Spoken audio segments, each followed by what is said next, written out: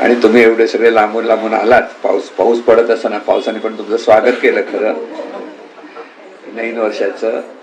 तर त्या अंगाने तुम्ही सगळे आलात त्याबद्दल तुमचं सगळ्यांचं सुद्धा अभिनंदन. आज आपण प्रबोधन अधिक साधना एकत्र घेणार आहोत, म्हणजे जरा वेगळ्या पद्धतीने घेणार आहोत. म्हणून कोणत्याही क्षणाची जेव्हा आपण सुरुवात करतो, म्हणजे आपण आपल्याकडे मुहूर्त पाहिला जातो. मुहूर्त म्हणतो ना, लग्नाचा मुहूर्त, कुठचाही सगळ्या वास्तू घेतलं तर त्याचा मुहूर्त. जीवनविद्येच्या अंगाने प्रत्येक क्षण हा शुभ मुहूर्तच असतो. मला आठवतं 1992ला ज्यावेळेला लोअरपर्यंत मी वर्कशॉप घेतलं होतं आणि त्यावेळेला अक्षय तृतीया होती आणि त्यावेळेला महाराजांना बोलवलं होतं. महाराज लगेच सगळीकडे यायचे. त्या काळात एवढी गर्दी नव्हती. अक्षय तृतीयेला त्यांना वेळ नव्हता. मग त्याच्यानंतरचा एक दिवस ठरवला होता आणि चेंबूरची बरीच मंडळी, आता कोण असते जुनी मंडळी त्यावेळेची होती, बरीच गाडी भरून आम्ही गेलो होतो सगळे आणि महाराज आले होते. आणि त्यावेळेला बोलताना मी म्हटलं, आज माझी खरी अक्षय तृतीया. त्या महाराज हे बरोबर कळलं की इथे आपण मुहूर्तासाठी शुभ अशुभ याच्यामध्ये जे गुंतत असतो आणि त्याच्यातच इतके गुंतून जातो की खरं आनंद घ्यायचा तो बाजूलाच राहतो. म्हणून जो मुहूर्त, जो क्षण तो शुभ, तो मंगलमय, तो आपले विचार जसे असेल तसा तो क्षण असतो. खरं सांगायचं तुम्ही निराशाजनक विचारप्रमाणे पाहिला तर तो क्षण, तो दिवस निराशाजनकच असतो. पण प्रत्येक क्षण जेव्हा आपण उत्साहाने शुभ म्हणून, मंगलमय म्हणून जर स्वीकारत असू तर आपलं जीवन तसंच मंगलमय व्हायला लागतं. हा महत्वाचा मुद्दा इथे आहे. म्हणून जीवनविद्येने आपल्याला बऱ्याच कर्मकांडातून सोडवलंय, पण आपण सुटत नाही. काही लोक सुटत नाही, सगळे सुटत नाही असं म्हणता येत नाही. काहीतरी कुठेतरी असतं आपला अडकलेला, पाय अडकतो ना मध्ये मध्ये, तसा तो असतो. पण त्याच्यातून सुटलं पाहिजे. म्हणजे या नवीन वर्ष ज्यावेळेला आपण म्हणतो, हा नवीन वर्ष म्हणजे प्रत्येक क्षण, आत्ताचा क्षण तो आपल्यासाठी नवीन आहे. आता क्षण सरकतो म्हणजे नेमकं काय? क्षण कसं सरकत नसतो, पण आपण त्याला ह्या काळाला कॅलेंडरने बांधून ठेवलंय, म्हणजे वेळेने बांधून ठेवलंय. जानेवारी फेब्रुवारी हे काळ आपण त्याने बांधलंय. खरं परमेश्वराच्या राज्यात दिवस आणि रात्र हेही नाहीये. दिवस रात्र तर कुठून येतात आपल्याकडे? सूर्याभोवती आपण फिरतो म्हणून दिवस रात्र, म्हणजे पृथ्वी फिरते म्हणून. जर सूर्याभोवती जर फिरली नसती आणि जर स्थिर राहिली असती तर नेहमी दिवस राहिला असता, असं होतं ना. पण हे दिवस रात्र म्हणजे त्याच्यामुळे दिवस रात्र, त्या दिवस रात्रामुळे कॅलेंडर निर्माण झालं आणि त्यामुळे दिवस मोजले जातात. जर बघायला गेलं तर दिवस हे आपण कल्पनेतून बांध लावलेले आहेत. म्हणजे आज सोमवार, आज गुरुवार, आज मंगळवार, हे सगळं कशा पद्धतीने केलं, कल्पना केली. तर कॅलेंडर प्रमाणे आपण ते सगळं नियोजन केलं आपल्या पूर्वजांनी, ज्यांनी सुरू केलं त्यांनी. म्हणजे सगळीकडे कॅलेंडर्स आहेत. तसं पहिलं प्रत्येक धर्मामध्ये आपापलं कॅलेंडर्स तयार झाली आणि त्यांनी त्याप्रमाणे ते केलेलं आहे. तर हे जे दिवस आपण मोजत असतो, तर दिवस मोजण्यातून मग त्याच्यातून मग शुभ आणि अशुभ सुरू झालं. अमावास्या ही अशुभ म्हणतो आपण बऱ्याच वेळेला, अमावास्याचं करायचं नाही असं, किंवा एखादं बाळ अमावास्याला जन्माला आलंयस असं म्हणतो. खरं म्हणजे तसं काहीच नसतं, सगळं शुभ आहे. कारण लक्ष्मीपूजन ही अमावास्यालाच करतो आपण परत. म्हणजे इथे शुभ आणि अशुभ काहीच नसतं. एखाद्या धर्मामध्ये एखादा शुभ दिवस असेल तर दुसऱ्या धर्मात तो अशुभ असतो करत बऱ्याच वेळेला. एकाच धर्मात लोक रडत असतात किंवा दुःखी होत असतात, दुसऱ्या आनंदाने साजरा करत असतात. ह्या सगळ्या आपल्या भावनेवर, कल्पनेवर अवलंबून असतं. आणि म्हणून प्रत्येक क्षण शुभ. आत्ताचा जो नवीन वर्ष जे आपण म्हणतो तोही शुभच आहे, मंगलमय आहे. आणि त्याच्यातून आपण जीवनाकडे कसं पाहायचं हे शिकायचं आपल्याला. जीवनाकडे आपल्याला कसं पाहता आलं पाहिजे. जीवनाकडे पाहताना आपण भूतकाळ आणि भविष्यकाळच्या अपेक्षेत पाहतो. बघा तुम्ही कसंही किती वेळा जरी झालं तरी आपले सगळे राग, लोभ, प्रेम जे संबंध जे असतात ते भूतकाळ आणि भविष्यकाळावर अवलंबून असतात. एखादा मोठा माणूस कुठे उपयोगी पडणार, तो उपयोगी पडणार पुढे त्याला सांभाळ असं म्हणतो. म्हणजे भविष्यकाळाचा विचार करतो ना आपण. आणि एखाद्या भूतकाळात एखादी गोष्ट घडलेली असते, कोणीतरी काहीतरी बोललेलं असतं, हे असतं, आणि तेच पकडून बसतो, त्या भूतकाळात अडकलेलं असतो. ज्याचा भूतकाळात पाय अडकला तो पुढे अडखळत जातो, त्याला वर्तमानात अडखळावं लागतं. लक्षात घ्या, मी भूतकाळातल्या ज्या अनिष्ट गोष्टीमध्ये जेव्हा आपण अडखत असतो तो माणूस घाबरत असतो. काहीतरी अनिष्ट घडलं, हो असंच अनिष्ट घडणार, असं घडलं असंच अनिष्ट घडणार, ही त्याच्याकडे भावना येते. बघा कसं होतं, आपलं जीवन कसं चाललंय. भूतकाळात आपण कुठे भांडण तंटे केलेले आहेत तेच धरून बसलेलो असतो आणि तोच राग, त्याच्याबद्दलचा द्वेष, मत्सर किंवा काही असेल ते आपल्या प्रत्येकाकडे असतं, त्याच्यातून आपण जीवन जगतो. म्हणजे आपलं सगळं जीवन वर्तमानात चाललेलं आहे, भूतकाळात पण आणि भविष्यकाळ पण नाही. आपल्याला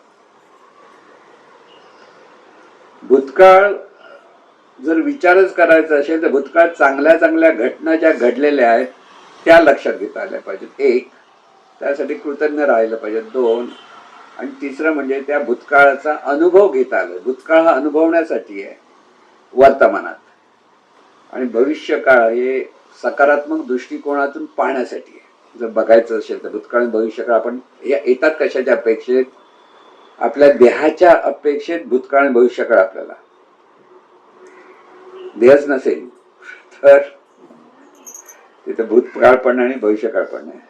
म्हणून जेव्हा आपण हा जो अभ्यास करतो आहोत, आणि हा अभ्यास करताना साधक म्हणून जे अभ्यास करतो त्या भूतकाळही आपल्याला लक्षात घ्यायचा नसतो. म्हणजे भूतकाळ चांगल्या गोष्टीच फक्त लक्षात घ्यायचं नसतं. म्हणजे जे अनुभवण्यासाठी जे घ्यायचं असतं ते घ्या, आणि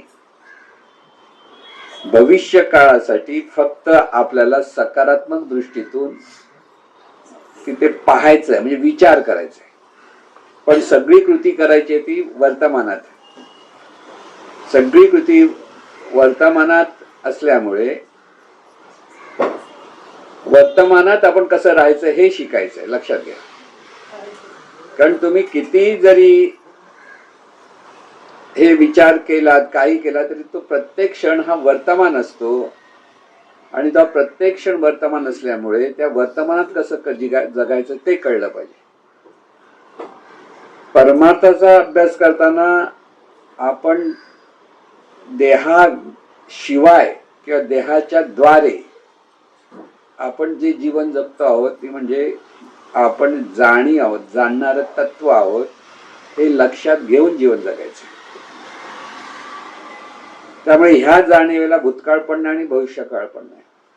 जर खरा अभ्यास समजायचा असेल तर सतत वर्तमानातून आपण जीवन जगतो हे लक्षात घ्या.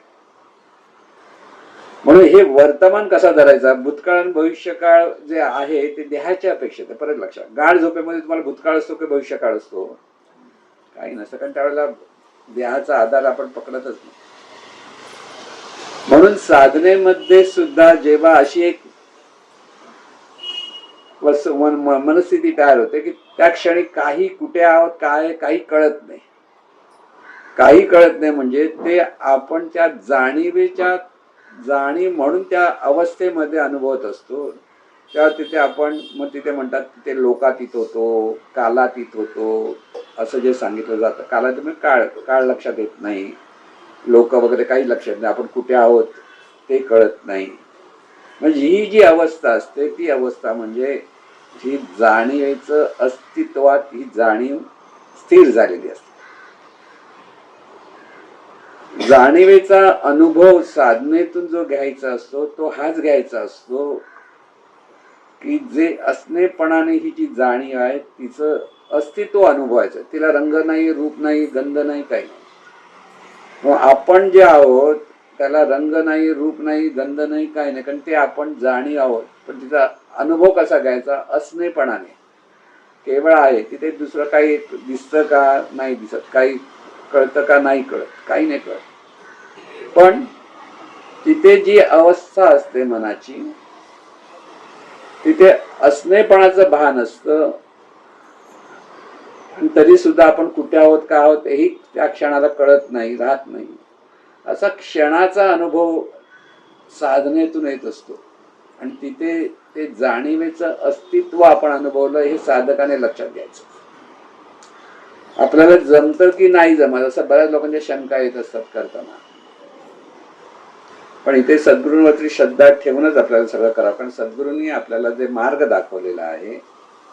त्या मार्गाप्रमाणे करणं हे आपलं कर्तव्य. म्हणून आजच्या नवीन वर्षात सगळ्यांनी दृढ निश्चय केला पाहिजे पहिला, की आपल्याकडनं रोज सकाळी साधना झाली पाहिजे.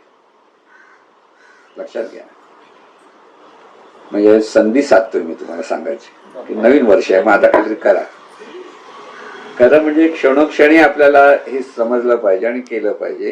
आणि त्यासाठी सद्गुरूंनी दिलेली जी साधना आहे त्या साधनेच्या अधिष्ठानावर सोपं होण्यासाठी आपण स्वयंसूचना, स्वयंस्मरण, नामस्मरण, रेकॉर्डिंग घेतं. आज आता आपला नेहमी तुम्हाला सकाळी पहाटे ते 5 ते 4:30 ते 6 पर्यंत ती सोय व्यवस्था झालेली आहे. जो ज्या निळकंठेचं सुरू केलेलं आहे ते ज्याला ज्याला जे जमतं त्याने केलं पाहिजे. एवढं मात्र खरं. आपल्याला वेळ नाही, उठायला होत नाही, ही सगळी कारणं आपल्याला बाजूला जर करता आली तर त्यात आपलं हित आहे. कारण हा अनुभव घेतला की आपण म्हणजे जाणीवच आहोत, ह्या दृढ निश्चयाने परत जीवन जगायला सुरुवात केली पाहिजे. लक्षात घ्या. इथे नामस्मरण घ्यायचं की न घ्यायचं प्रश्न बराच वाटतो. प्रार्थना म्हणायची की न म्हणायची. प्रार्थना साधनेच्या वेळेला जे आपण सांगितलेलं आहे की केवळ पाहणाराच आहे, म्हणजे ही जाणीवच आहे, हा अनुभव घेण्यासाठी आपल्याला दुसरं काही पाहायचं नाही. बसताना सद्गुरूंना शरण जावं, सद्गुरूंचा मार्ग दिला त्यांच्याकडनं साधना व्यवस्थित व्हावी, तिथे प्रार्थना करावी. आणि नंतर ज्या वेळेला आपण बसतो आहोत तिथे जसं आता बसताना कशी साधना झाली पाहिजे हे लक्षात घ्या. साधनेच्या वेळेला सुरुवातीला अगदी स्थिर मनाने बसा, शांत बसा, एकांतात बसा, हे सगळीकडे आपण नेहमी सांगितलेलं आहे. पण आपलं मन स्थिर असलं पाहिजे. मग मन अस्थिर असेल तर काय करायचं? तरी साधनेला बसायचं. कारण मन अस्थिर असेल तेव्हा साधनेला बसणं अधिक उत्तम, कारण त्यामुळे मन स्थिर होतं. बऱ्याच वेळेला लोकांना तो प्रश्न असतो की प्रॉब्लेम आहे, त्यावेळेला ते जमत नाही. म्हणून त्यावेळेला जी सोपी जी साधना आहे, जी तुम्हाला जमते ती करावी. जिथे स्वयंस्मरण आहे ते स्वयंस्मरण ऐकत ऐकत ऐकत त्याच्यात मन एकदा ऐका, दोनदा ऐका, नाही जमत दोनदा ऐका. 20-20 मिनिटाची आहे ब्रह्म, देह ब्रह्म, तेवढी जरी ऐकली तरी तिथे थोडा मन स्थिर होतं, शांत होतं. म्हणून आपल्या जीवनात प्रॉब्लेम हे येतच राहणार, अडी अडचणी येत राहणार. हे आपलं प्रारब्ध म्हणून स्वीकारायचं असतं. तिथे रडत बसायचं नाही, त्याला सामोरं जायचं. पण तिथे मन स्थिर राहिलं पाहिजे. त्यासाठी साधना ही अत्यंत आवश्यक आहे. लक्षात घ्या. आणि म्हणून साधनेला सद्गुरूंचं अगदी प्रेमपूर्वक, कृतज्ञपूर्वक स्मरण करावं. सद्गुरूंना अगदी डोळ्याने म्हणजे आपल्या ज्ञान दृष्टीने पाहावं, त्यांना शरण जावं आणि त्यांच्या कृपेने ही साधना व्यवस्थित होईल असं म्हणून साधनेला बसावं. आता आपण थोडा वेळ 30 वर्षी साधना घेण्याचा प्रयत्न करणार. सद्गुरुनाथ महाराज की जय.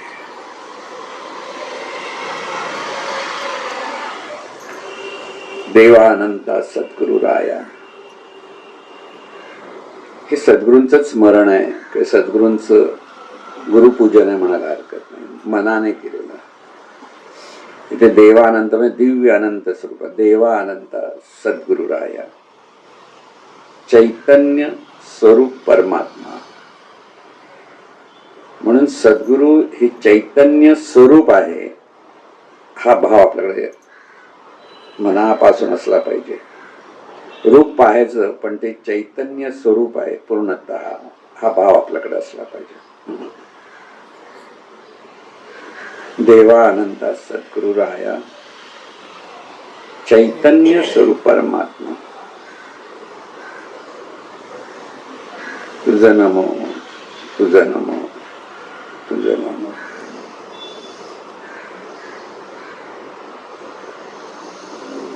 सद्गुरु पै माऊलींना कृतज्ञपूर्वक नमस्कार करा, माईना नमस्कार करा.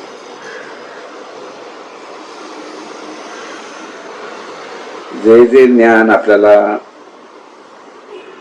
ग्रहण करता आलं आहे ते आपल्या सद्गुरूंमुळे आपल्याला प्राप्त झालं आहे. तिथे ती कृतज्ञता मनापासून असावी. हे अलौकिक असलेलं ज्ञान सद्गुरूंमुळे, सद्गुरूंनी आपल्याला ते ज्ञानदान केलेलं आहे. अत्यंत कृतज्ञतेने सद्गुरूंना नमस्कार करा.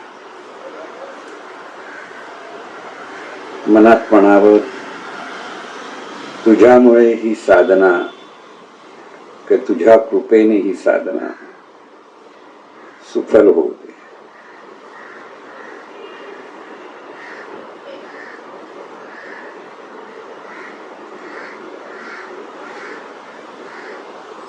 इथे सद्गुरूंनी दिलेलं जे परमेश्वराचं ज्ञान आहे त्यात आपण लक्षात घ्यायचंय. अनंत दिव्य आनंद स्वरूप एक आहे. सर्वांनी म्हणा, अनंत दिव्य आनंद स्वरूप एक आहे.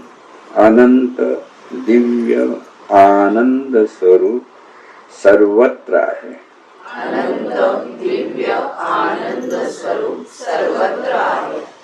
अनंत दिव्य आनंद स्वरूप सर्वत्र अनंत अंगे व्यक्त आहे. अनंत दिव्य आनंद स्वरूप सर्वत्र अनंत अंगे व्यक्त आहे. हा बोध घेणं महत्वाचं आहे. ज्यावेळेला अनंत दिव्य आनंद स्वरूप एक आहे असं जेव्हा आपण म्हणतो तेव्हा आपल्या अवतीभोवती हे चैतन्य स्वरूप आहे हा भाव दृढ करायचा असतो. ज्यावेळेला आपण ह्या अनंत स्वरूपात हे सर्व ब्रह्मांड आहे, अनंत स्वरूपात ही पृथ्वी आहे, अनंत स्वरूपात हा देह आहे आणि या अनंत स्वरूपात हा देह आणि ही जाणीव त्या अनंत स्वरूपाला शरणागत आहे. म्हणून अनंत दिव्य आनंद स्वरूप एक आहे. अनंत दिव्य आनंद स्वरूप एक आहे. एकच अनंत दिव्य आनंद स्वरूप सर्वत्र आहे. एकच अनंत दिव्य आनंद स्वरूप सर्वत्र आहे. एकच अनंत दिव्य आनंद स्वरूप सर्वत्र अनंत अंगे व्यक्त आहे. एकच अनंत दिव्य आनंद स्वरूप सर्वत्र अनंत अंगे व्यक्त आहे. हे सर्व विश्व म्हणजे ह्या अनंत स्वरूपाची अंग आहेत. नाही, समजून घ्यायचा प्रयत्न करायचा की अनंत अंगाने हे प्रगट आहे स्वरूप. म्हणून तिथे ब्रह्मांड, पंचमहातत्व, चर अचर असं जे आपण सांगत असतो ही सर्व त्या परमात्म्याची अंग आहेत. म्हणून अनंत दिव्य आनंद स्वरूप सर्वत्र अनंत अंगे व्यक्त आहे. अनंत दिव्य आनंद स्वरूप सर्वत्र अनंत अंगे व्यक्त आहे. प्रत्येक अंग दिव्य व्यवस्था रूप आहे. प्रत्येक अंग दिव्य व्यवस्था रूप आहे. प्रत्येक अंग दिव्य ज्ञान रूप आहे. प्रत्येक अंग दिव्य ज्ञान रूप आहे. प्रत्येक अंग दिव्य आनंद रूप आहे. प्रत्येक अंग दिव्य आनंद रूप आहे. एकच अनंत दिव्य आनंद स्वरूप सर्वत्र अनंत अंगे व्यक्त आहे. ते अनंत अंगे जाणत आहे. एकच अनंत दिव्य आनंद स्वरूप सर्वत्र अनंत अंगे व्यक्त आहे. ते अनंत अंगे जाणत आहे. सर्वत्र जी जी रूपं आहेत त्या प्रत्येक रूपातून जाणणं हे सतत चालू असतं. लक्षात घ्या, सजीव रूप जे आहे तिथे जाणणं चालू आहे आणि निर्जीव रूपाच्या ठिकाणी विशिष्ट गुण अधिक प्रगट असतात. मग तेही त्याचं नेणीसुबकच जाणणं आहे. आणि म्हणून ही व्यवस्था रूप म्हटल्यानंतर विशिष्ट नियमाने नियमित होऊन प्रत्येक रूप कार्यरत असतं. आपल्या ठिकाणी आता हे पाहायचं आहे की सर्वत्र हे आहे आणि आपण म्हणून जे आता पाहतो समजून घेण्यासाठी आपण हा शब्द वापरतोय की हा देह आणि हे जाणणं हे सुद्धा त्या अनंत स्वरूपाचा आहे, हा भाव इथे आता आपल्याला अधिक दृढ करायचा आहे. आणि त्यासाठी हे जे अनंत स्वरूप आहे त्याचं स्मरण आता पुन्हा करतो आहोत आपण. दिव्य स्वरूप, ज्ञान स्वरूप, आनंद स्वरूप, प्रेम स्वरूप, अनंत स्वरूप, दिव्य चैतन्य शक्ती. बोला. दिव्य स्वरूप, ज्ञान स्वरूप, आनंद स्वरूप, प्रेम स्वरूप, अनंत स्वरूप, दिव्य चैतन्य शक्ती. हे जे अनंत स्वरूप आहे ते कसं आहे त्याचं वर्णन आपण आता केलं. आणि ते कसं आहे?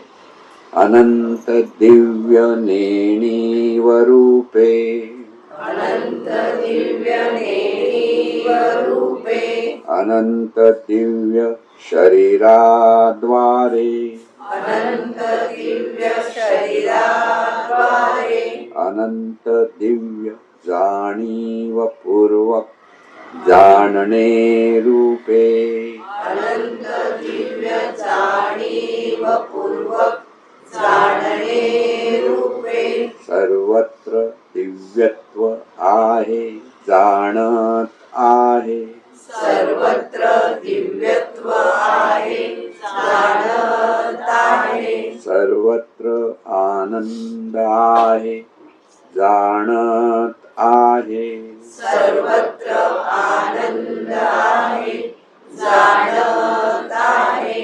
एकच अनंत दिव्य आनंद शक्ती सर्वत्र अनंत अंगे व्यक्त आहे, जाणत आहे. एकच अनंत दिव्य आनंद शक्ती सर्वत्र अनंत अंगे व्यक्त आहे, जाणत आहे, जाणत आहे, जाणत आहे, जाणत आहे. जाणत आहे. हा भाव दूर करत जायचा आहे. जे जे आपण विचार करतो त्याप्रमाणे तो भाव धरत जायचा असतो. म्हणून आता हे जे महावाक्य मी म्हणेन तुम्हाला ते आपण पुन्हा पुन्हा आता थोडं लक्षात घेऊया. दिव्य स्वरूप, ज्ञान स्वरूप, आनंद स्वरूप, प्रेम स्वरूप, अनंत स्वरूप, दिव्य चैतन्य शक्ती. दिव्य स्वरूप, ज्ञान स्वरूप, आनंद स्वरूप, प्रेम स्वरूप, अनंत स्वरूप, दिव्य चैतन्य शक्ती.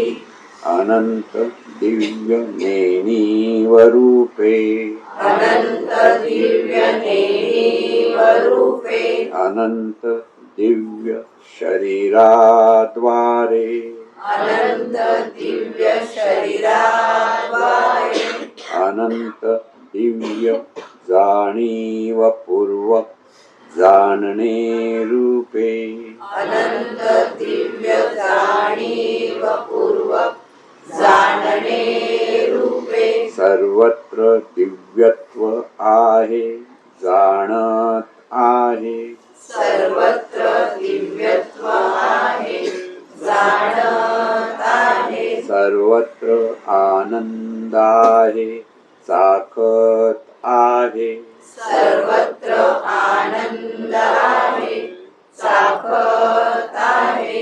एकच अनंत दिव्य आनंद शक्ती सर्वत्र अनंत अंगे व्यक्त आहे, जाणत आहे.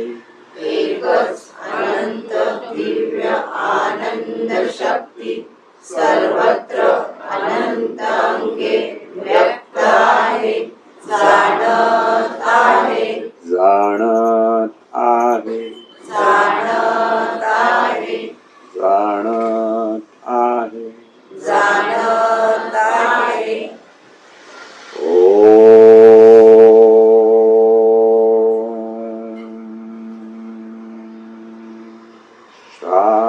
शांती शांती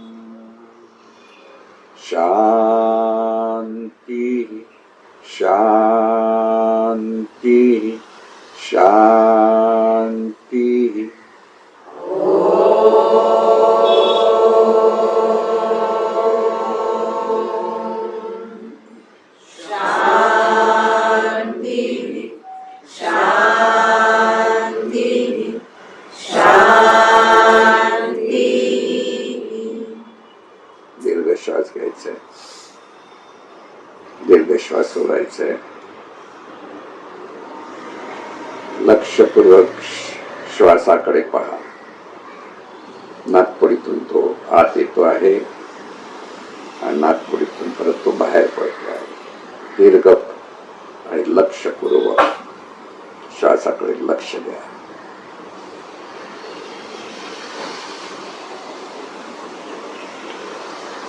संपूर्ण लक्ष श्वासाकडे असू द्या.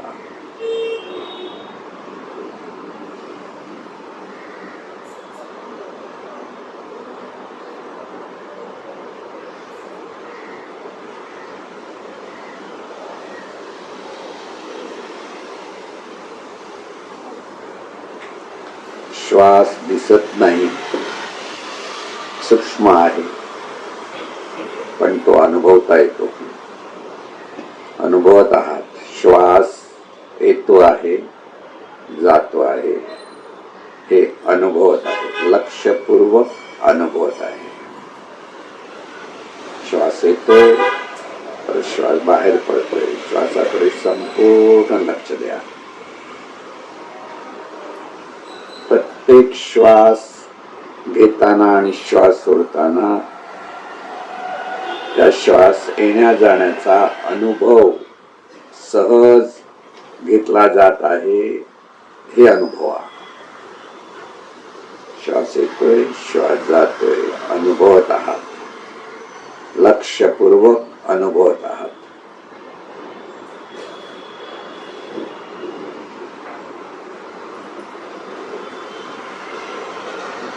हळूहळू नॉर्मल श्वास होऊ द्या, पण श्वासाकडे संपूर्ण लक्ष असू द्या. आणि श्वास अनुभवत आहात हे लक्षात घ्या. नेहमी असलेला श्वास जाणीवपूर्वक अनुभवत नाही, तो नकळत अनुभवला जातो, सहज अनुभवला जातो. आता जाणीवपूर्वक श्वास अनुभवत आहात हे लक्षात घ्या. नॉर्मल श्वास असू द्या. श्वास येतोय, श्वास जातो.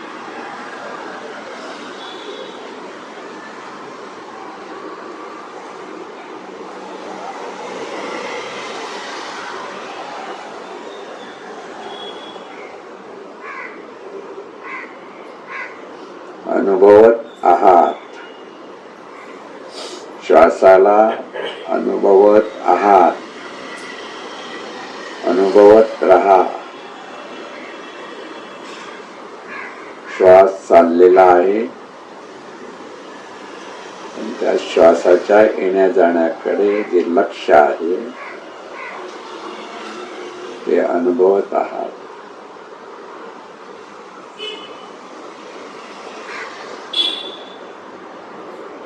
श्वासाकडे फक्त पाहत आहात. श्वास येतोय, श्वास जातोय, पाहत राहा. अनुभवत राहा म्हणजेच पाहत राहा. पाहत राहा म्हणजेच अनुभवत राहा.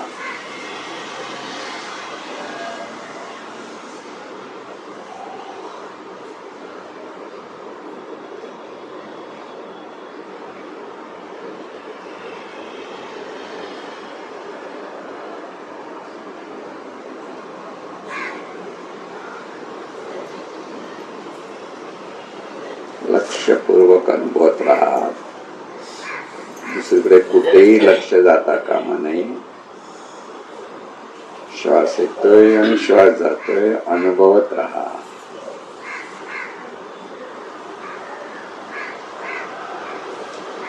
श्वासाला पाहणारा जो आहे, जो अनुभवणारा जो आहे, तो दृष्टा आहे, तोच साक्षी आहे आणि तोच जाणीव रूपाने परमात्मा आहे.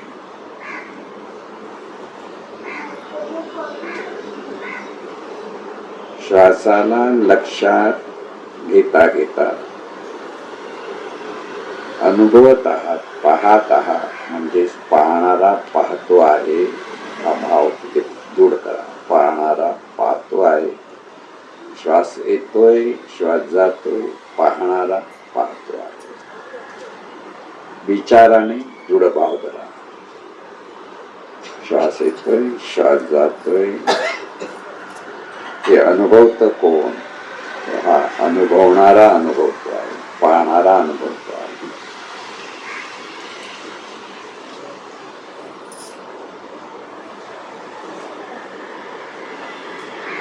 श्वासाला पाहता पाहता पाहणारा अनुभवतो आहे हा विचार दूर करा, म्हणजेच भाव करा.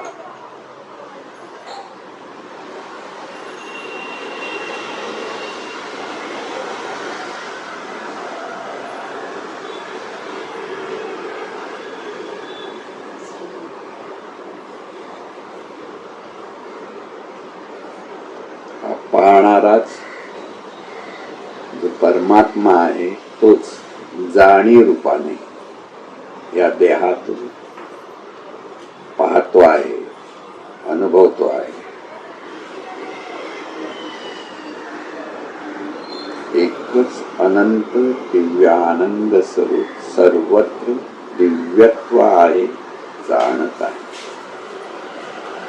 त्याचा अर्थच हा आहे, हे जे चैतन्य स्वरूप आहे, अनंत स्वरूप, तेच प्रत्येक देहातून जाणीवपूर्वक जाणत आहे, अनुभवत आहे. श्वास येतोय श्वास जातोय, अनुभवत राहा. संपूर्ण लक्ष श्वासाकडे असू द्या. जसा जसा लक्ष केंद्रित होत जाईल अधिक अधिक, आणि त्या केंद्रित अवस्थेत पाहणारा अनुभवत आहे हा दृढ विचार पक्का होत जाईल, तसा तसा पाहणाऱ्याचा अनुभव प्राप्त होत जाईल.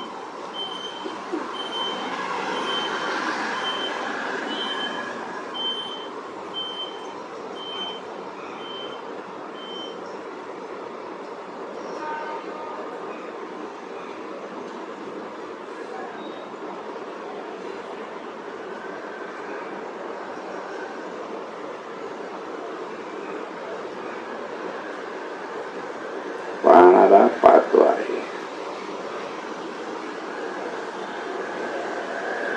अनंत स्वरूप जाणीव रूपाने जाणत आहे. श्वास येतोय श्वास जातोय, जाणत आहे. पाहणारा पाहतो आहे, पाहणारा जाणतो आहे.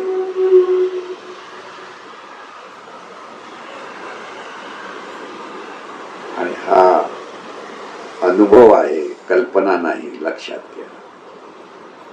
श्वास येतोय जातोय, अनुभवत आहात, जाणत आहात. आणि हा जाणत आहात तो आहात आहे, जो आहे ती जाणीव आहे. तीच परमेश्वराचं जाणीव रूप आहे.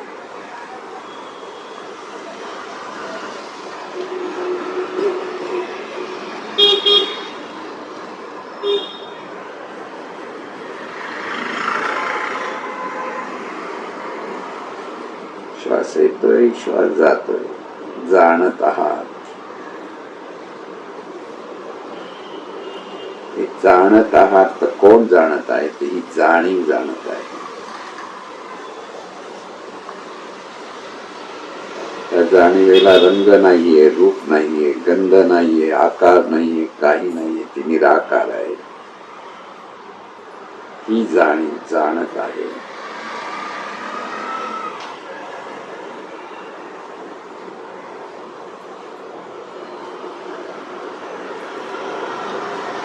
श्वास येतोय श्वास जातोय, जाणत आहात.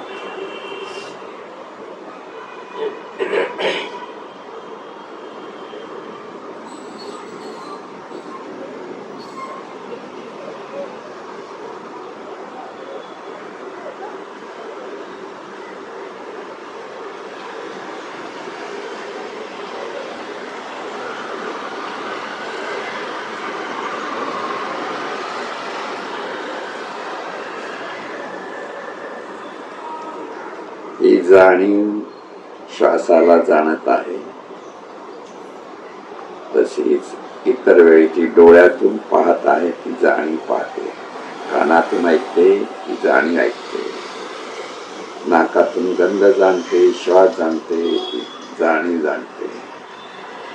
त्वचेतून स्पर्श ही जाणीव जाणते. जिभेतून स्वाद ही जाणीव जाणते. शरीराच्या आधारे, ज्ञानेंद्रियाच्या आधारे ही जाणीव जाणत आहे.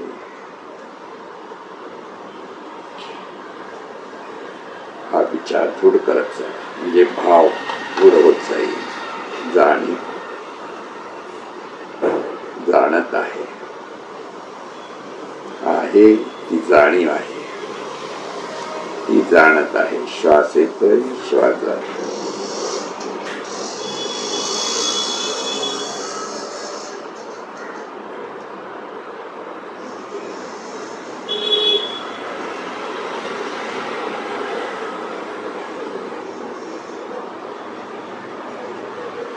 ही जाणीव म्हणजेच ईश्वर आहे. ईश्वर जाणत आहे, ईश्वर पाहत आहे. प्रत्येक कृती ईश्वराची आहे.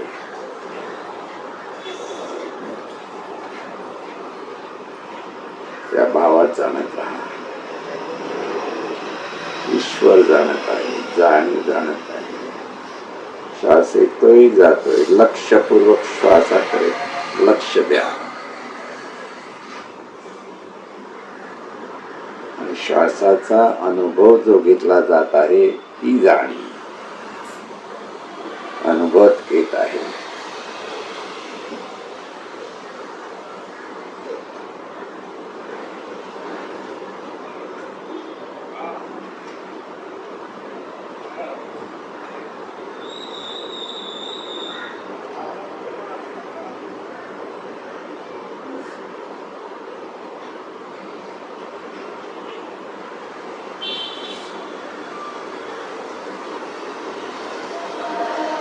आहे ती जाणीव आहे, जाणत आहे ती जाणीव आहे, जाणत आहे तीच ईश्वरी शक्ती आहे.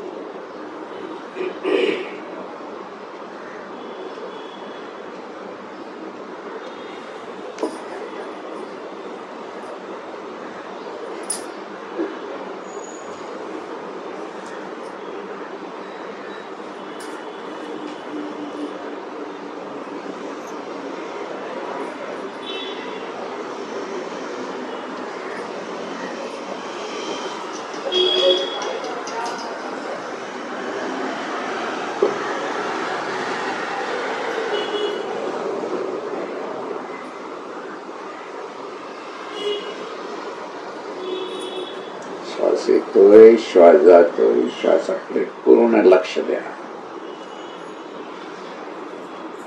लक्षात घेतो तो अलक्ष्य आहे, म्हणजे जाणीव आहे.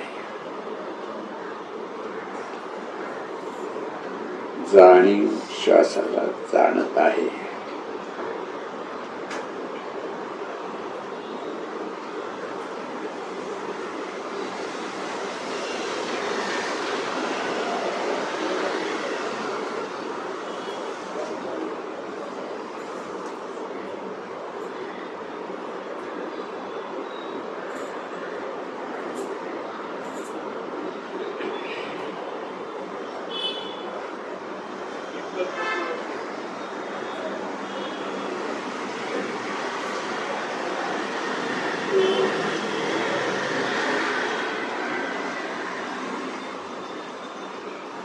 जाणणे पण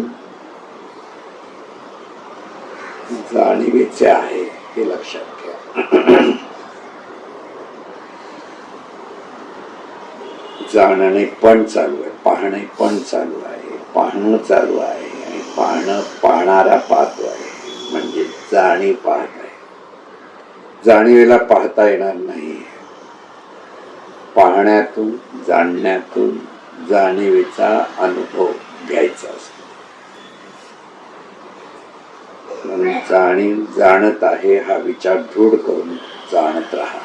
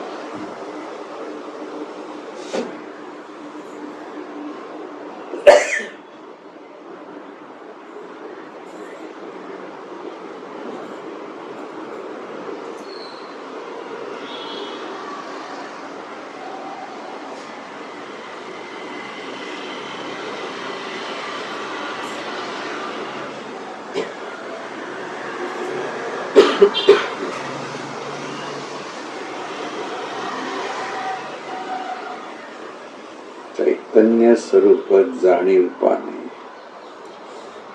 शरीराद्वारे जाणीवपूर्वक जाणत आहे.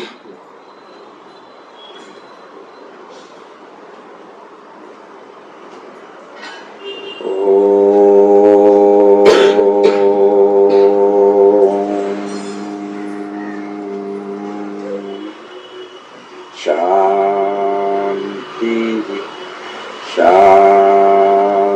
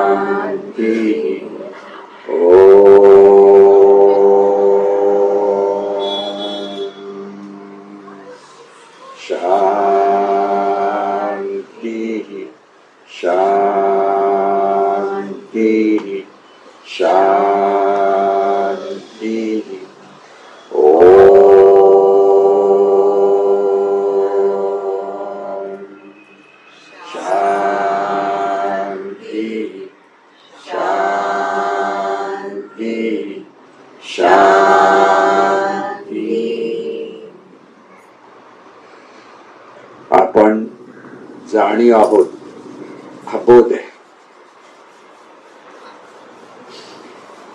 प्रत्येक जण ह्या देहातून पाहतो आहे, ऐकतो आहे, जाणतो आहे. ही जाणीव जाणते.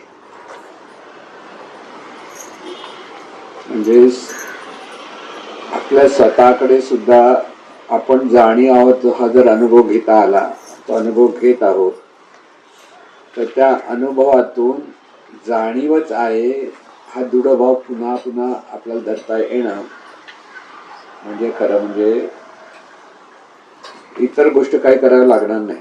म्हणजे नामस्मरण करा, हे करा, ते करा, जे म्हणतो आहोत. तर जाणीव आहे हेच नाम जाणीवच आहे, हे अनुभवतोय. पण जाणीव आहे ती जाणीव डोळ्यातून पाहते आहे, कानातून ऐकते आहे, नाकातून गंध जाणते आहे.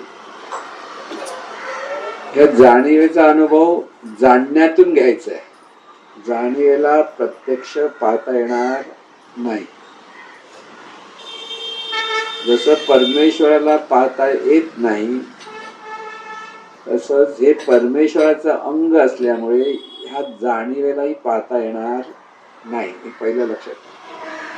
म्हणजेच परमेश्वराला स्वतःला स्वतः पाहता येत नाही.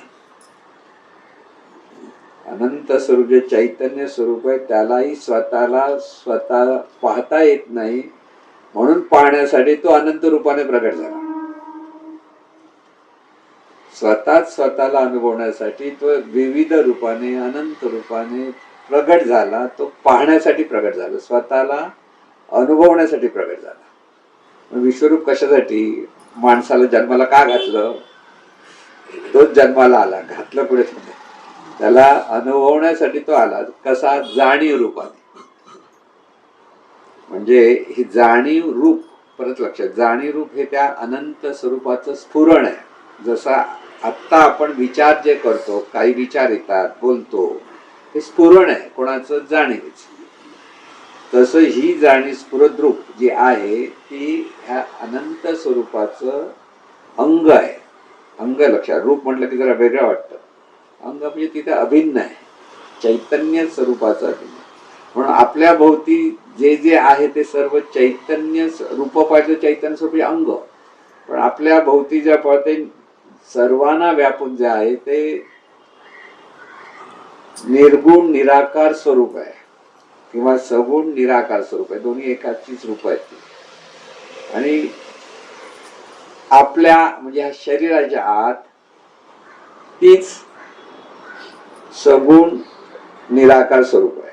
म्हणजे जाणीव हे सगुण निराकार रूप परमेश्वरचं म्हणतो. म्हणजे अनंत निर्गुण निराकार स्वरूप तेच सगुण निराकार रूपाने जाणायला लागलं, प्रगट व्हायला लागलं. आणि हेच सगुण निराकार रूप आहे, त्याने देहाकार धरला म्हणून ते साकार आहे. म्हणून प्रत्येक देह आणि ह्या देहातून ही जाणणारी जाणीव तीच ईश्वरी शक्ती आहे. म्हणून प्रत्येक समोर दिसणारा प्रत्येक देह तिथे ती जाणीव आहे आणि ती ईश्वरी शक्ती आहे. लक्षात घ्या. म्हणून जाणीव रूपाने जर सर्वत्र पाहिलं तर सर्व रूप म्हणजे ईश्वराचीच ईश्वरी शक्तीच आहे हा बोध येतो. म्हणून सर्वत्र ईश्वर भरून राहिलेला आहे हा जो संत सिद्धांत म्हणतात. वेदाने सर्व खल्विदम ब्रह्म म्हटलं, म्हणजे सर्वत्र ब्रह्म. याचा अर्थ काय? प्रत्येक रूपामध्ये चैतन्य स्वरूप जाणीव रूपाने प्रगट. म्हणून जाणीव म्हणजे त्या चैतन्य स्वरूपाचं स्फुरण आहे. म्हणून ती जाणते, डोळ्यातून पाहते, ऐकते, ते सगळं त्या शक्तीमुळे सगळं झालेलं आहे. म्हणून इथे मी कुठे आणि तू कुठे आहेस? इथे सर्वत्र ईश्वरच आहे. म्हणून मितूपणाची झाली बोळवण, एका जनार्दनी श्री दत्त ध्यान, असं जे आरती आहे ना, ती बोळवण झाली. कधी हे कळलं तर की सर्वत्र चैतन्य स्वरूपच विविध जाणीव रूपाने प्रगट आहे. आणि ही जी जाणीव आहे या जाणीवेला भूतकाळ पण नाही आणि भविष्यकाळ पण नाही. आपण गेल्या जन्मात कुठे होतो माहिती आहे? कारण तो भूतकाळ त्या जाणीवेला नाही म्हणून. आणि भविष्यकाळ कुठे जाणार आहे माहिती आहे? नाही माहिती. कारण त्या जाणीवेला भविष्यकाळ पण नाही, तिला फक्त वर्तमान काळ माहिती आहे. म्हणून वर्तमानात राहा असं जे संत सांगतात त्याचा अर्थ वर्तमानात तुम्ही आत्ता ह्या क्षणी आनंदात राहा. इथे उगीच काहीतरी मागचं आठवता आणि दुःखी होता, किंवा पुढचं काहीतरी वाटतं आणि भीती वाटते आणि दुःखी होता. म्हणजे दुःखी कुठे होतो? वर्तमानात. मग आनंदाचा प्रत्येक क्षण जो घ्यायचा आहे तो ह्या क्षण घेण्यालाच आपल्याला हे सगळं शक्ती आहे, पण ती घेता येत नाही. कारण आपण गुंतो, भूतकाळात पाय अडकतो म्हटलं ना, अडकलं की अडकवतो पुढचा. म्हणून भूतकाळात काय काय झालेलं आहे इष्ट अनिष्ट त्याचा आपला काही संबंध नाही. गेलं, दिवस गेला तसं तेच गेलं. हे वर्ष संपलं तर वर्षात काय काय केलं आठवलं तर चांगलं आठवलं, चांगलं, वाईट आठवलं तर आत्ताचं वर्तमान बिघडलं म्हणून समजा. म्हणून आपल्याला भूतकाळ नाहीये. म्हणून जे झालं ते झालं आणि आता काय आहे ते महत्वाचं. लक्षात घ्या, लक्षात घ्या. म्हणजे किती वेळ झाला, काय झाला, हा प्रकार तिथे नाही. म्हणून जाणीवीच्या अधिष्ठानं पाहाल तर तुम्हाला भूतकाळ पण आणि भविष्यकाळ नाही. पण देहाच्या अपेक्षेत पाहायला लागलात की भूतकाळ पण आणि भविष्यकाळ पण. मग देहाच्या अपेक्षेत, देहातून जेव्हा आपण पाहतो, आता देहातून पाहायचं की न पाहायचं की जाणीव म्हणून बसायचं, दोन्ही करायचं आहे. देहातून पण पाहता आलं पाहिजे, जाणीव म्हणून पण राहता आलं पाहिजे. त्याला म्हणतात वेल बॅलन्स झाला. मग एका टोकाला जायचं नाही, दोन्ही टोकं आपल्याला धरता आली पाहिजे. तिथे सुवर्ण मध्य साधायचं आहे की व्यवहारामध्ये शरीराच्या अपेक्षेत जीवन जगावंच लागणार. आणि शरीराच्या अपेक्षेत सुखसोयी किंवा ऐश्वर्य हे सगळं जे म्हणतो आपण ते सगळं ज्ञान ग्रहण करणं, व्यवहारातलं ज्ञान ग्रहण करणं हे सगळं शरीराच्या अपेक्षित आहे. तेही केलं पाहिजे, ते करायचं नाही असं नाही. तिथेही सुखी व्हायचंय आणि जाणीव रूपाने शांती सुख अनुभवायचंय. दोन्ही गोष्ट करता आली पाहिजे. जर जाणीव इथे दृढ भाव झाला आणि शरीराच्या अपेक्षित जीवन जगायला तर तो त्याला अनुसंधान म्हणतात. मग त्यांना संत म्हणतात. त्यांना दोन्ही कला आहेत. त्यांना शरीराच्या अपेक्षा ते बोलतील, चालतील, सगळं करतील, पण परत ते जाणीव म्हणून स्वतःच्या ठिकाणी स्थिर राहतील. दोन्ही आपल्याला जेव्हा जमायला लागतात तेव्हा ते व्यवस्थित हा परमार्थ साधता येईल, नाहीतर तो साधता येणार नाही. म्हणून ही जी जाणीव आहे, म्हणजे ही जाणीव मी म्हणते, ही जाणीवच हे करते ते करते म्हणते, पण ही जाणीव मी म्हणताना मी देह आहे ह्या भावात मी करते आणि म्हणून तिथे गोंधळ होतो. त्याला म्हणतात देहभावातून कर्म करतो. म्हणजे आपण सगळं म्हणा मी चाललोय म्हणजे कोण चाललंय? जाणीव चालली आहे, देह नाही. देहाला ती घेऊन जाते. तुम्ही बसायला बसलात कोणी, त्या जाणीवने बसायला सांगून बसलात, नाही तर कसे बसले असतात? कळलं ना? म्हणून प्रत्येक कृती ही जाणीवेची. आता इथे करते पण लक्षात घ्यायचं. कर्म, प्रत्येक कर्म जे तू आपण करतो आहोत ते हा जाणीवेचं कार्य चाललंय, मी करता नव्हे. म्हणून मी करता म्हणता तू कष्टी होशील. राम करता म्हणता प्राप्तो यश कीर्ती कथा. म्हणून जाणीवेचं हे कार्य चाललंय, हा मनात भाव असावे. पुन्हा पुन्हा मनात हे सगळे विचार मनात असले पाहिजे. सगळं कार्य हे जाणीवेचं आहे. हा बोध आपल्याला पुन्हा पुन्हा धरता आला. या शरीरातून म्हणजे स्वतःच्या शरीरातून हा बोध जाणीवेचं कार्य, समोरच्या शरीरातून कार्य जाणीवेचंच. पण देहभावातून भेदभाव निर्माण झाला, दुजाभाव निर्माण. देहभाव धरला आणि तिथे दुजे पण येतं आणि तिथे मग द्वेषमत्स, राग, लोभ, मोह, आपलं आवडतो न आवडतो हे सगळं जे आपल्याकडे येतं. किंचितची एखादा माणूस आला तर कशाला आला जे मनात येतं, बघितलं तर हा कशाला दिसला असं वाटतं ना. ते सगळं देहभावाची लक्षण आहेत, म्हणजेच अहंकाराची लक्षण आहेत. साधकाला हा देहभाव दूर करायचा आहे. सद्गुरूंकडे आपण आलो ह्यासाठीच आलोय, बाकी दुसऱ्या कशाला ते आलेलोच नाही. खरं सांगायचं सगळ्यात महत्व इथे घेता आलं पाहिजे. इथे आलोय कशाला आपण सद्गुरूंकडे?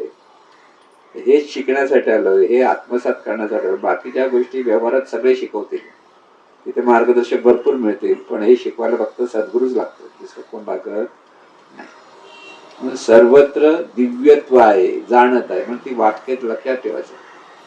हे जे अनंत चैतन्य स्वरूप आहे ते नेणीव रूपाने, म्हणजे आपण अंतर्मन म्हणतो ते नेणीव रूप म्हणजे ते आपणच शरीराद्वारे, म्हणजे शरीराच्या आधारे.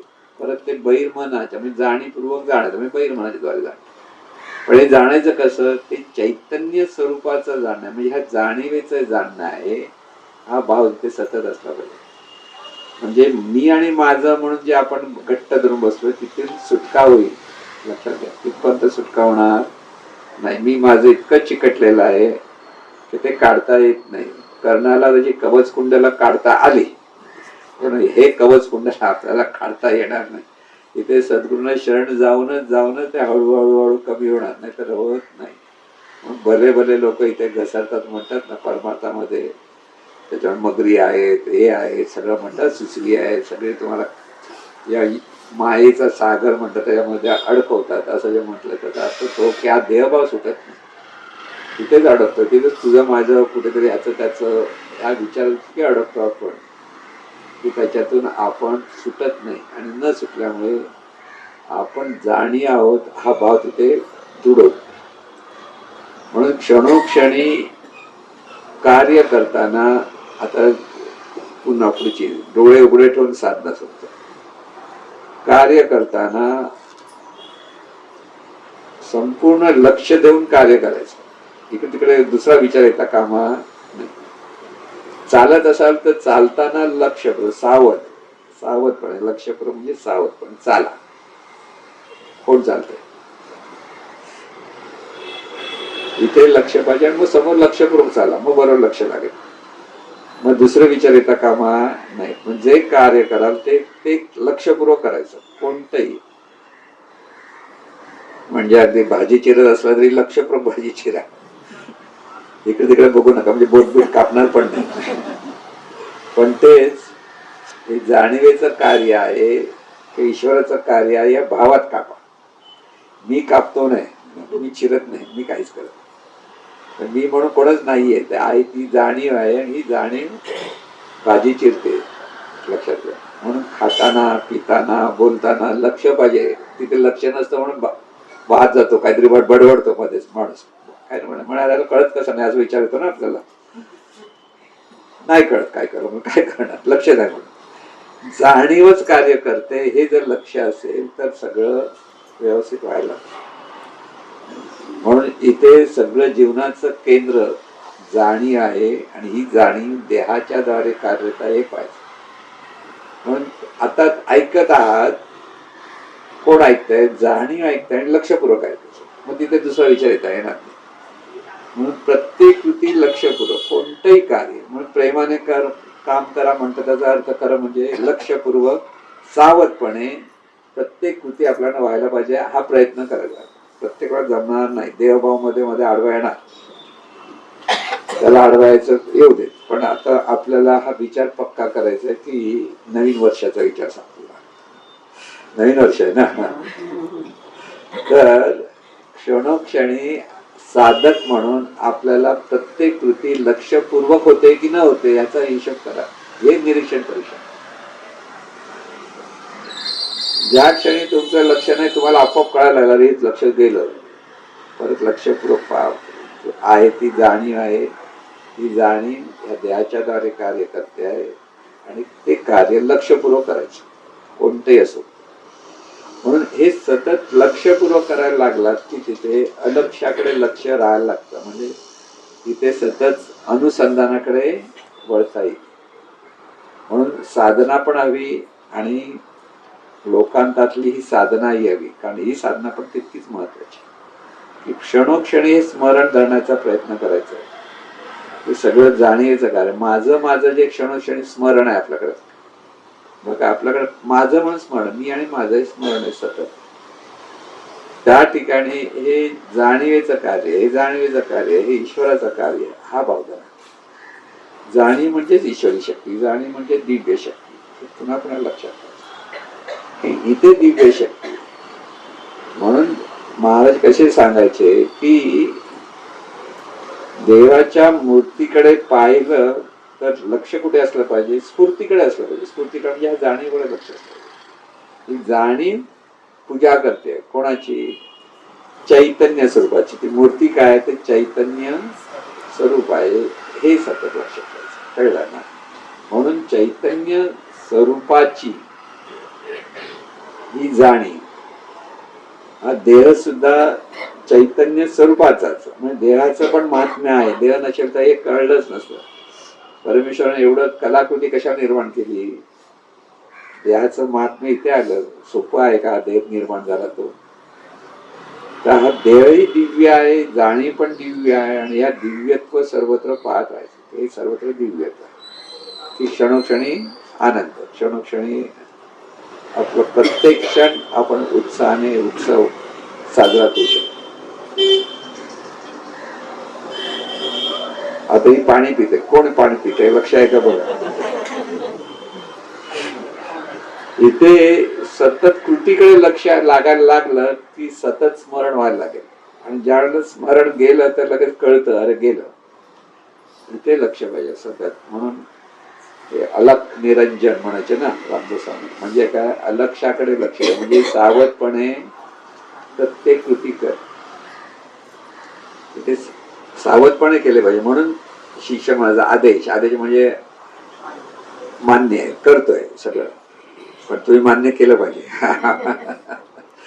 म्हणून हा जो सगळा भाग आहे जाणीवेचा, तो जाणीवेचा आपल्याला लक्षात ठेवायचा आहे. म्हणून ह्या जाणीवेला भूतकाळ नाही पाहिजे. म्हणून जेव्हा आपल्याला भूतकाळातल्या आठवणी येतात आणि मन विषण्ण होत असे तर लगेच लक्षात तू कोण आहेस? जाणीव आहे. जाणीवला ह्याचा काही संबंध नाही. ना तर गेल्या जन्मातलं पण आठवायला पाहिजे होतं, आठवत नाही ना. आणि पुढे काय होणार हे कळत नाही. पण आता काय हे कळत आहे ना. आता जे मी आहे तर म्हणजे मी आहे म्हणजे ही जाणीव मी म्हणते की जाणीव आहे हे आत्ता कळतंय. म्हणजे हेच महत्वाचं. आत्ता तू काय करतोस हे महत्वाचं आहे. पूर्वी काय केलं आणि पुढे काय करणार याच्यापेक्षा तू आत्ता काय करणार. आत्ता हे जाणीवेचं कार्य चाललंय. हा वर्तमान आपल्याला सतत धरता आला पाहिजे, सतत धरण्याचा प्रयत्न करेल. वर्तमानात असून सुद्धा आपल्याला वर्तमान धरता येत नाही, कारण आपण भूतकाळ भविष्यकाळात गुंतत असतो. उद्या काय होणार याचा विचार करायचा की न करायचा. देहाच्या अपेक्षेत उद्याचा विचार, म्हणजे उद्या उठलं पाहिजे, उद्या कामाला झालं पाहिजे, देहाच्या अपेक्षेत आहे ना. तर उद्याच म्हणून देहाच्या अपेक्षेत पण जीवन आहे आणि जाणीवेच्या अपेक्षेत पण जीवन आहे. दोन्ही जीवन आपलं त्याचं सुवर्ण मध्य साधायचं, हे लक्षात घ्यायचं. उद्याचा विचाराचा चांगला विचार, हा उद्या कामाला जायचं आहे, व्यवस्थित काम करायचं आहे, हे चांगला. उद्याच्या काळजीचा विचार करायचा, उद्या कसं होईल याचा विचार करायची गरज नाही. जाणीवेचं कार्य चालू आहे, ईश्वराचं कार्य चालू आहे, होणार ते चांगलंच होणार. सतत तो बोध असला पाहिजे की जर ईश्वरी कार्य चालू आहे तर त्या काळजी पण नको, चिंता नको. प्रत्येक परिस्थितीला सामोरं जाता येतं. निराश झालास तर सामोरं जाता येणार नाही, परत लक्षात.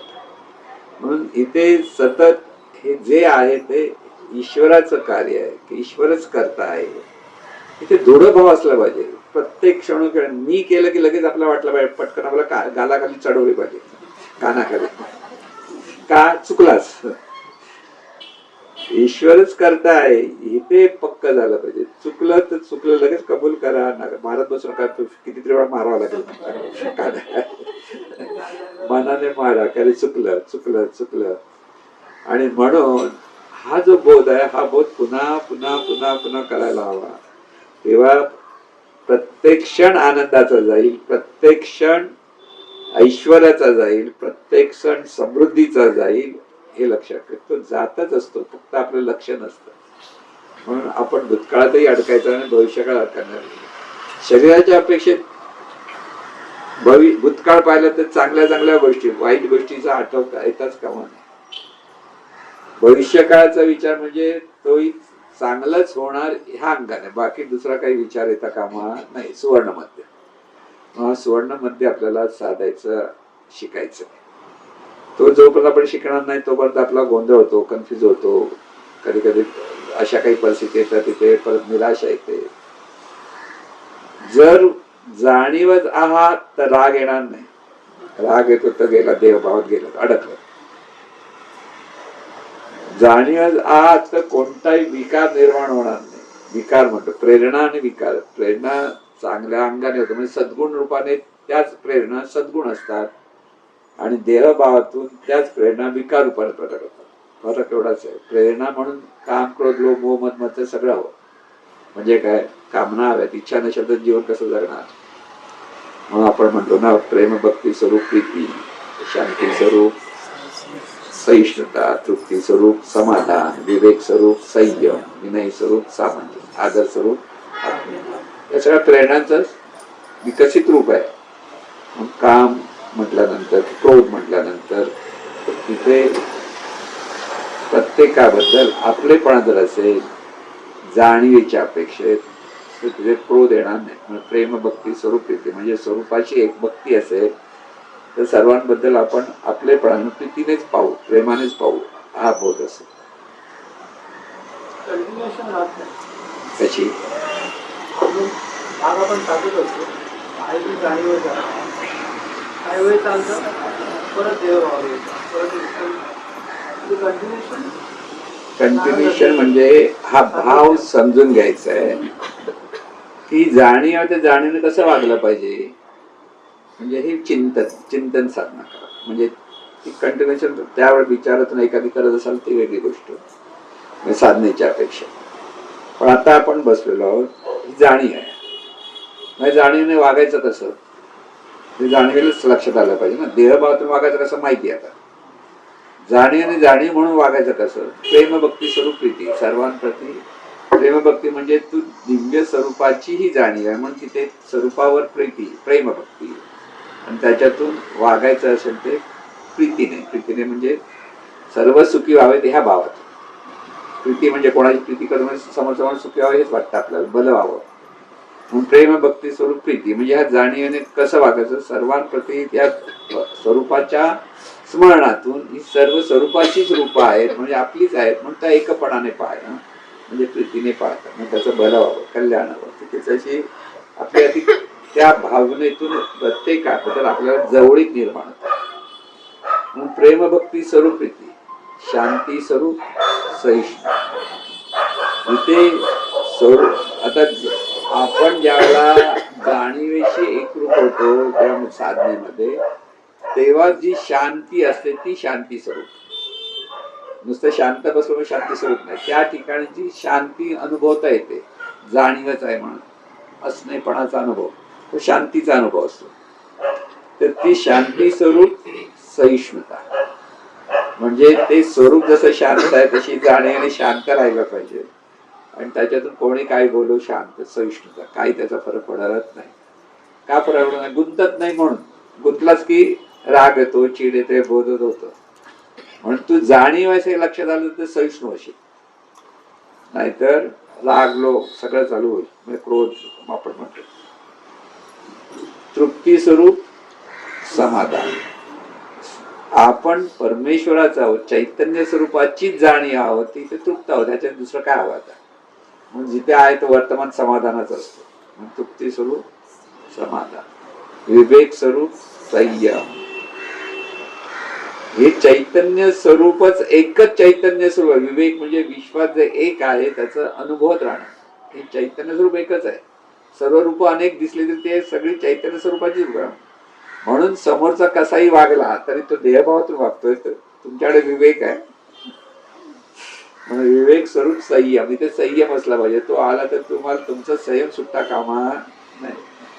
का नाही सुटणार? तू जाणीव असे लक्षात ठेवतो सुटणार नाही. तू देहभावात गेलास की सुटणार. किती वेळा ऐकायचं तुझं असं म्हणतात ना. काही काही लोकांना परत परत विचारलं राग येतो. किती वेळा विचारता हो असं विचारतात ना. म्हणजे हा देह इतका घट्ट असतो तो त्याच्यातून प्रगट होतो असा. म्हणजे तू जाणीव तू सहिष्णू हसून गपचूप बसला आहे. समोरचा विचार विचार सांगत बोलता आलं बोल. कळलं ना. म्हणजे सहिष्णुता म्हणजे विवेक स्वरूप संयम. विवेक से संयम पाहिजे. संयम नसेल तर देहभावात अडकला म्हणून समजा. संयम प्रत्येक गोष्टीत संयम असला पाहिजे. विनय स्वरूप सामंजस्य.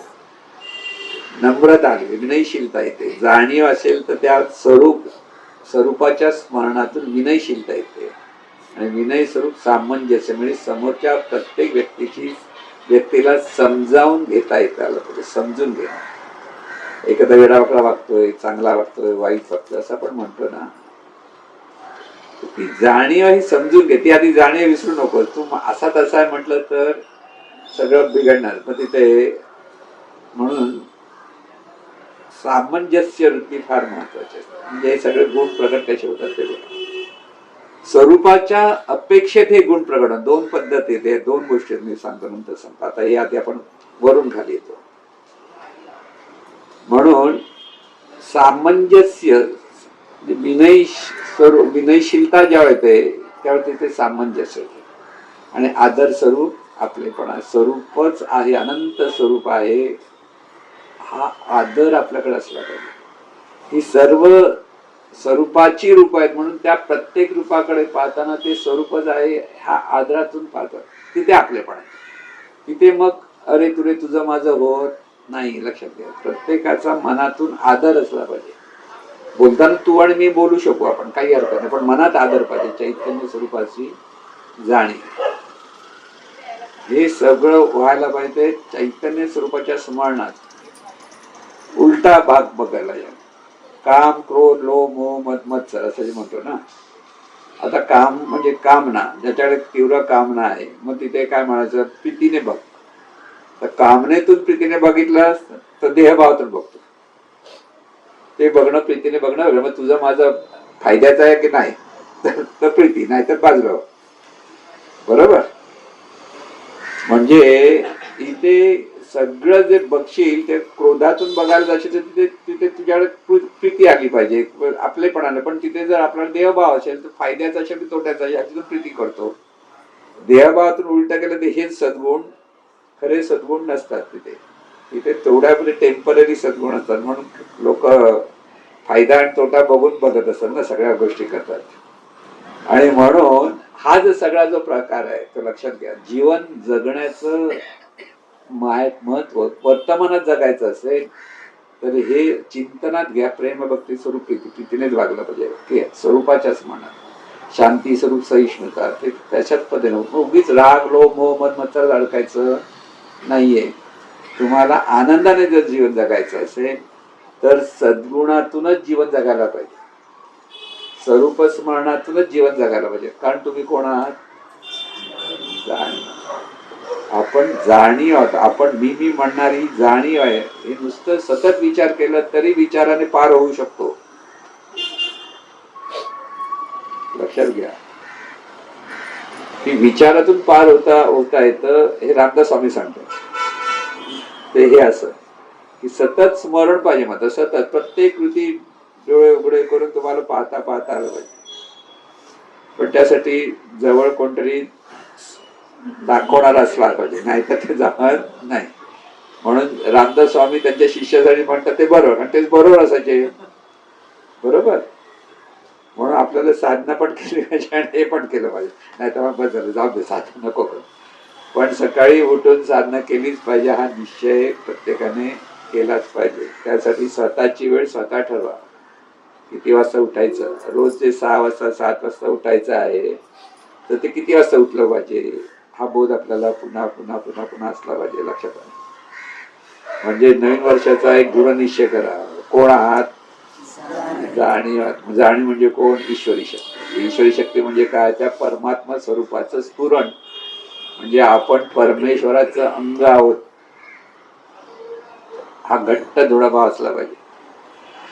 म्हणून जिथे आपण परमेश्वराचं अंग आहोत किंवा स्फुरण आहोत तर ते कसं स्फुरण असेल? परमेश्वराचं आनंददायी असलं पाहिजे. मग आनंदाने जीवन जगता आलं पाहिजे ना. मग काही प्रसंग उलटे सुलटे आले की मग ज्या भावना वेगळ्या वेगळ्या प्रगट होतात, त्याच्यातून वेगवेगळे विचार प्रगट होतात, विचार होतो आणि त्याच्यातून कर्म चुकतात. म्हणून सच्चा साधक असेल तर त्याने क्रोध लोभ मोह मद मत्सर हे विकारापासून मुक्तच असलं पाहिजे. आपोआप होणार नाही. लक्षात घ्या. मग तुम्हाला मला त्याचा राग आला, टप्पीस मारा. कशाला राग आला? अरे जाणीव आहे. राग कसा येणार? जाणीवेला. कळलं? म्हणजे हे सतत लक्ष सावध राहिला तर म्हणून सावधान अहोरात्र चित्त लक्षावे चित मात्र हे परमाताचे सूत्र अति पवित्र निजनिष्ठा. याच्यासारखं दुसरं काही नाही. म्हणून साधना ही दोन्ही बाजूने आपल्याला व्हायला पाहिजे. तर प्रत्येक क्षण आनंदाचा जाईल. नवीन वर्ष म्हटल्यानंतर प्रत्येक क्षण हा आपल्यासाठी नवीन आहे हे लक्षात ठेवा. सकाळी उठल्यानंतर नवीन होऊन उठा. कालचं काय आठवत बसू नका. उद्या पुढचं काय आठवत. आत्ता मी नवीन आहे म्हणजे आत्ता हा क्षण नवीन आहे. म्हणून हा नाविन्यपूर्ण ऐकलं की आनंदित राहा. नवीन कपडे घातले की आनंद होतो की नाही? तसं नवीन कपडे घेतले की अरे बघतो परत आरशात 10 वेळा बघतो कसा दिसतो काय दिसतो असं होतं ना. ते नाविन्याचा जो आनंद असतो ना तो नाविन्याचा आनंद आपल्याला घेता येतो पण आपण क्षणोक्षणी नवीन असतो. ही जाणीव नित्य नूतन आहे. कधी तिला कधी जुने पण नाहीच. आपण सतत नित्य नूतन असतो. प्रत्येक क्षणोक्षणी ही जाणीव नित्य नूतन. शरीराच्या ठिकाणी बदल आहे. जाणीव कसलाच बदल नाही. जाणीवला कसलंच वय नाहीये. जाणीव एव्हर यंग असं महाराज म्हणायचे ना. एव्हर यंग आहे असं म्हणायचे ना. ती जाणीव असल्यामुळे ते म्हणायचे. कळलं ना की जाणीवेचे स्मरण की जाणीवेची जाणीव सतत जाणीव राहील तर जाणीवेच्या स्मरणातून जीवन जगता येईल. सद्गुरुनाथ महाराज की जय. हे ईश्वरा सर्वांना चांगली बुद्धी दे आरोग्य दे. सर्वांना सुखात आनंदात ऐश्वर्यात दे. सर्वांचं भलं कर कल्याण कर रक्षण कर आणि तुझे गोड नाम मुखात अखंड राहू दे. सद्गुरुनाथ महाराज की जय. म्हणून तुम्हाला सर्व